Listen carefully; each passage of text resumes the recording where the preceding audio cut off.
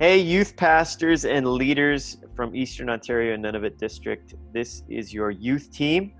And we just wanted to come on here and we recognize you guys have all been leading through some unprecedented, interesting, significant, you fill in the blanks. We all have all sorts of different kind of words we've been using through these times, but it's been difficult, challenging.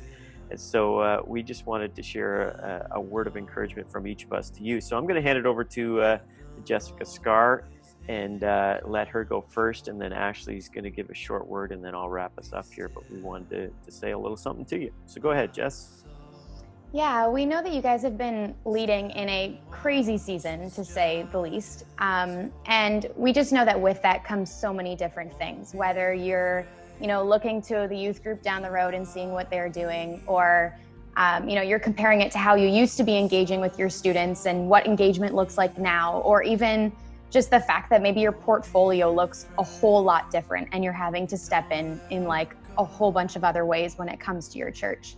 I know this sounds so simple and foundational, but just something that I'm just reminded of over and over and over, that like the same God that called you in this season is with you. And I know that's something we talk about. I know that's something we preach on, we remind people of, but just really understanding that, when you wake up every morning and say yes to what you're doing, and you step into your office, when you're sitting at your dinner table with your family, in all the stress and all the busyness and all the craziness, God is actually with you, like right with you in it. And so in case you haven't been told by your students or by your staff or by your church, or maybe even by your family, we just want to say thank you.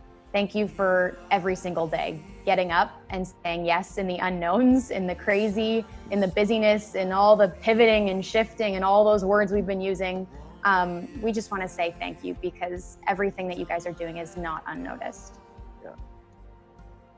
No, it's so true. And I just want to reiterate and just say something sort of similar to Jess, where you guys have just been the all-stars right now in this season. No one could have prepared any of us for what was to come. We all had little snippets back in February, March of things changing, but no one had any clue of what this summer and spring and everything was going to look like. And you guys have stayed faithful to your churches, to your ministries, to your students, to your families, and have been persevering through these challenging times that have been really hard. Like, it's okay to admit that too, right? This has not been an easy season, and it still doesn't have necessarily a finish line that we know of yet. So we just want to say thank you for serving so faithfully during this time, and just seeking God for direction in such a time of unknown.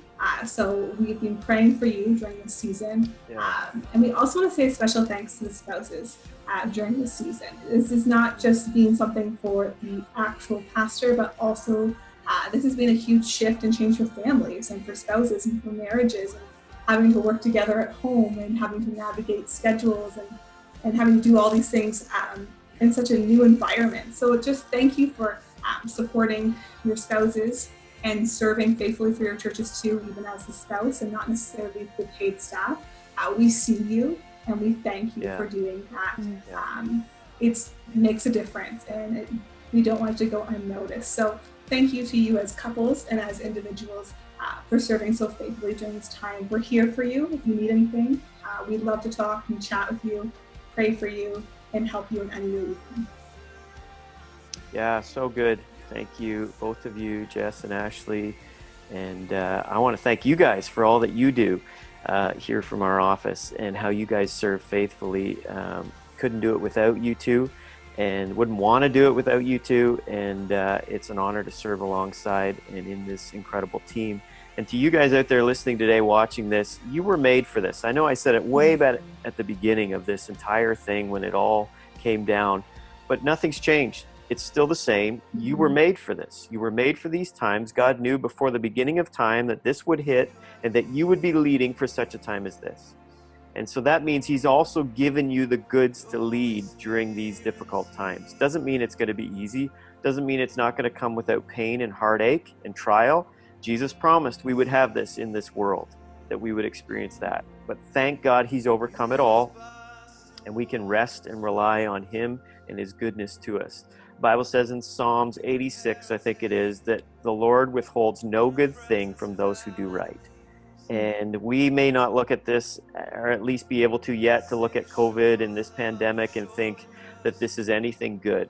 But I believe God can actually use it for not just your good, but your ministry's good, the students who have yet to be reached in your community's good, that God can use it all to advance his kingdom here on earth, which is why we exist. So let's not forget that. Let's not grow weary in doing good.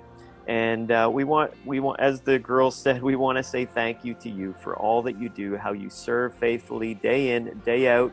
Many of you have had to step up into other roles through this and be tech people, be producers of services, which you were never signed on to do. And you weren't hired to do. It was never in your job description, yet you've done it faithfully. Why? Because you love Jesus and you're willing to serve him in whatever he calls you to do. And so we say thanks for that. And we appreciate you. And as has already been said, we're praying for you daily. We're here for you if you need us.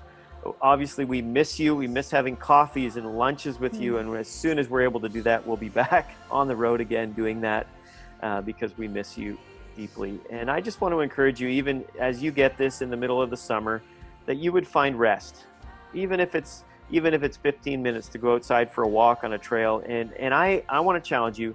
I want you to actually listen and try and hear the sound of the birds again.